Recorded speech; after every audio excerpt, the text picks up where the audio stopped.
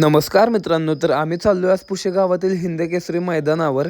तर पुशेगावातील हे मैदान मानाचं आहे. तर पुशेगावमध्ये जाता जाता पहिल्यांदा आम्ही पेट्रोल टाकलं गाडीमध्ये.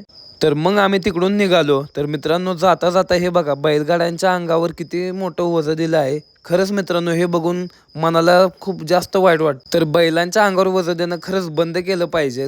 तर जाता जाता आम्हाला वर्धनगड किल्ला दिसला. तर वरती किल्ल्यावर आहे वर्धनी मातेचं मंदिर आणि शंकराचंही मंदिर आहे.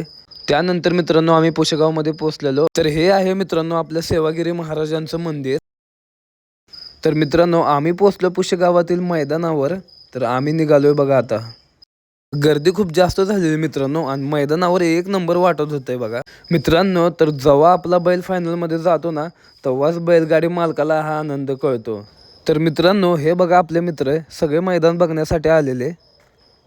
तर मित्रांनो, ज्या गोष्टीची आतुरतेने सगळे वाट बघत होते, तो फेरा म्हणजे फायनल चाललेला. तर मित्रांनो, फायनल फेरा पूर्ण झाला.